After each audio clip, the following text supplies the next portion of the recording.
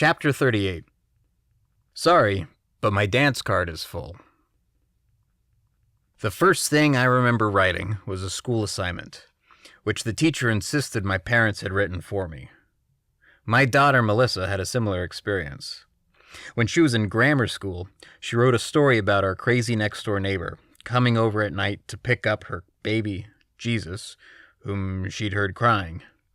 Melissa's teacher insisted her parents had written that. What I wrote was an angry note to her teacher. I guess Tommy Wider, who wrote songs with me when we were in college, was my first collaborator. He was short and bandy-legged, with sharp features.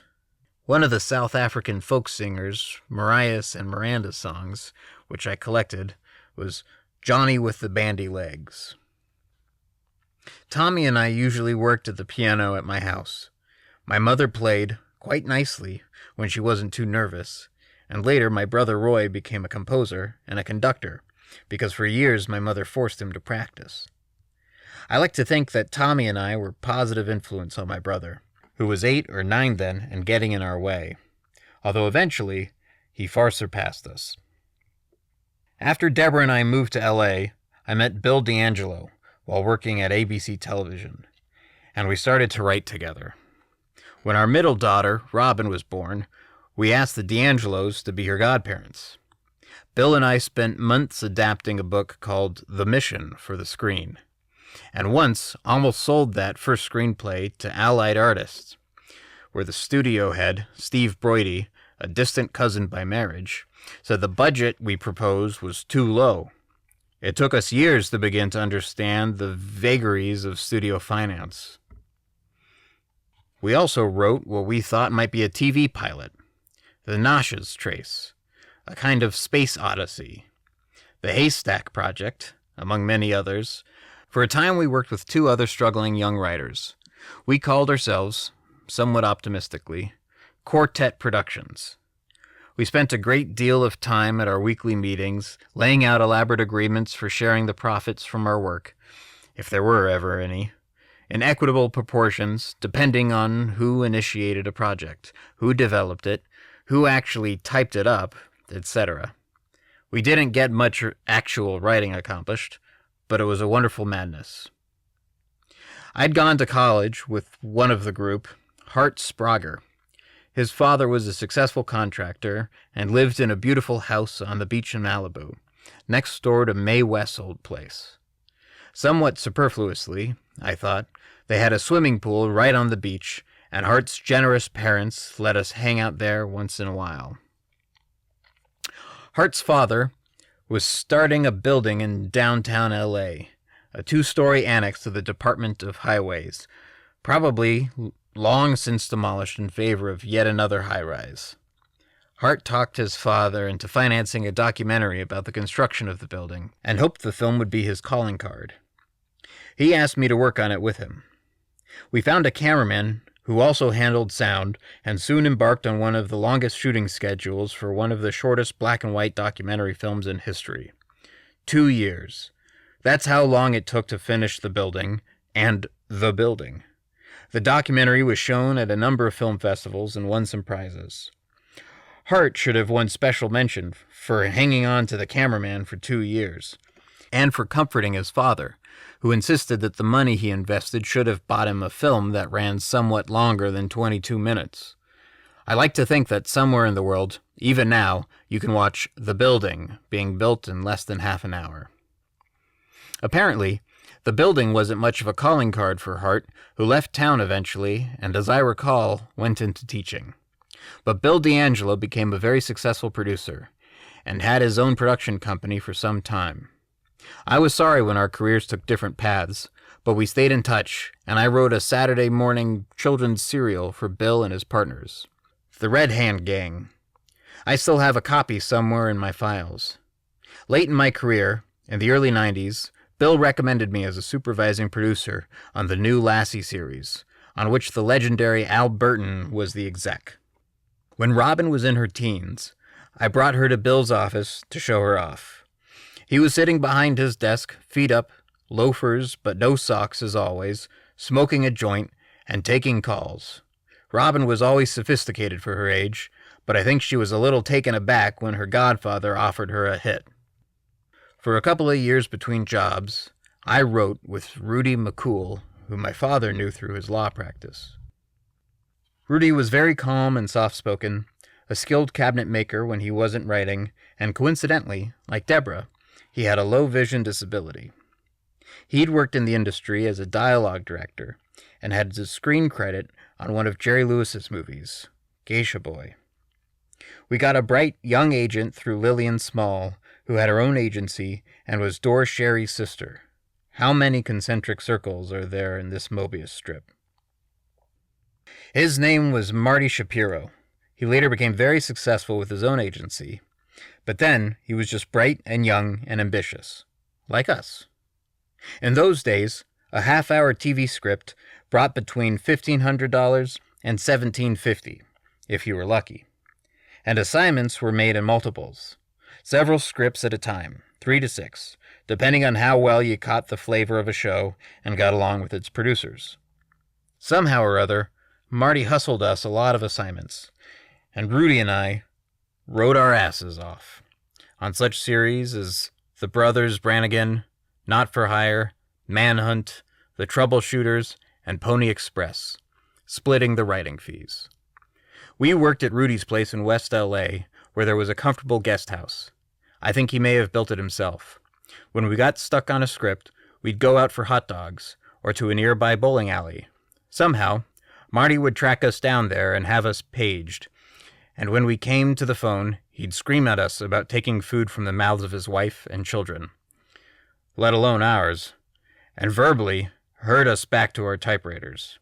I haven't seen Rudy for years, but I think of him from time to time, and I miss him. It's common knowledge that working on TV or films is a collaborative process. During more than 30 years as a producer, a hyphenate, writer, producer, director, I've been involved with many talented people, and some not so.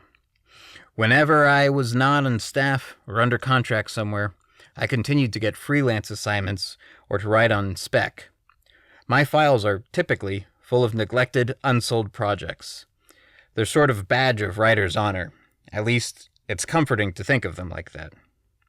I wrote briefly with Mel Bloom, a retired literary agent who occasionally contributes to a newspaper column in nearby Ojai. Beverly Iser, a sometime agent-manager herself, wrote a wonderful script with me based on incidents in her life. If Claude Lelouch could see me now. Jay Benson, a busy producer in his own right, was my assistant at one time, and freelancing later, we wrote everything from half-hour sitcom proposals to game shows. Some relationships were short-lived, and others long-lasting. I developed material with the talented director Jeffrey Hayden for a while, and Sandy Stern, wrote for and with me quite often. An MD in Canada, he started to write there and came to the States to further his career. I thought some of his work was brilliant. I still remember an early screenplay of his. And then there was Matovsky, which was one of his calling cards. Sandy's medical background came in handy when he wrote very authentic episodes of The Bold Ones, Doctors, for me. I adapted Dr. Phil Zimbardo's Stanford Prison Experiment, and Mark, Bang the Drum Slowly, Harris's picturesque Wake Up Stupid for the screen, and spent years trying to get them produced, along with Louise Merriweather's Daddy Was a Numbers Runner. It should be a Broadway musical. And John Wyndham's The Chrysalists, a big action-adventure film like Planet of the Apes. As it turned out, the satisfaction and the fun came from getting to know the writers and their material. I found that much of what I responded to was based on real situations, and the attendant research was always engrossing. I spent a good deal of time trying to option for a TV movie the dramatic behind-the-scenes story of Penny Patterson and her dedicated relationship with Coco, the gorilla she taught American Sign Language, coincidentally near Stanford, and Penny's struggle with the bureaucracy to sustain that relationship. I flew from L.A. to meet her one night for dinner. She picked me and Melissa up at the San Francisco airport. I thought my winsome daughter would provide some credibility for me since I was a complete stranger in a well-worn VW. The back seat was cluttered and aromatic, a kind of gorilla playpen. Penny was polite, but non-committal during our meal, clearly unwilling, or unable at the time, to allow anyone to exploit the details of her companion's intimate biography. In 1976, Penny established the Gorilla Foundation and began to gain widespread notoriety with her research, books, and documentaries. Two of the writers I worked with most happily and consistently were Renee and Harry Longstreet. We met on the Paramount series Julie Farr, M.D., which was in transition when I became the producer. Although it's not customary, I looked over existing material that was in the pipeline and discovered the Longstreets. Harry, said his father, Stephen Longstreet, the well-known author and painter, whose writings credits include The High Button Shoes, blamed my colleague Sterling Siliphant for stealing their name for the Longstreet series. I was defensive until I discovered that wasn't Stephen's real name. He'd apparently stolen it from a Civil War general. Renee and Harry were newly married, each for a second time, although I could hardly imagine this devoted couple partnered with anyone else. I came to like and respect them enormously for their intelligence, humor, and professionalism.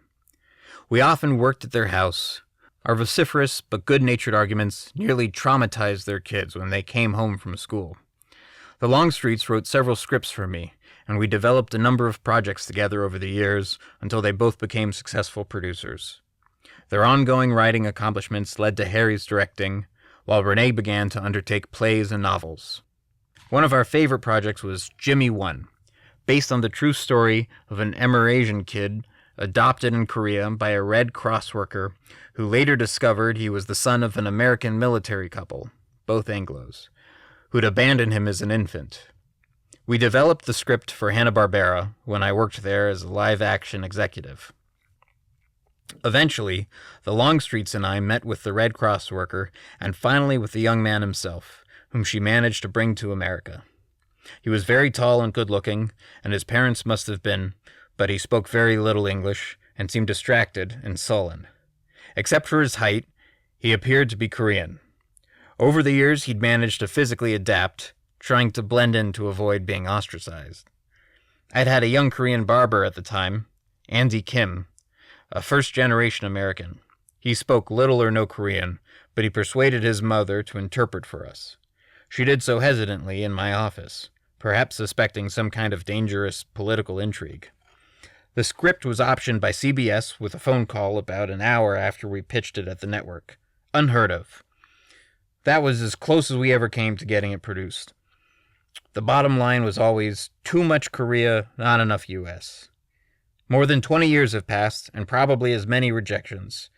Undaunted, the Longstreets and Rogosins have been through weddings, bar mitzvahs, anniversaries, births, and deaths together. We still do lunch. We stay in touch, and the friendship endures. Needless to say, my favorite collaborator over the years has been my wife, Deborah, who has a delicate sensibility and remembers everything in detail: time, place, climate conditions, dress mode, eye and hair color, middle and maiden names, family of origin, children, and relationships of all kinds. She's a never-ending source of material and inspiration.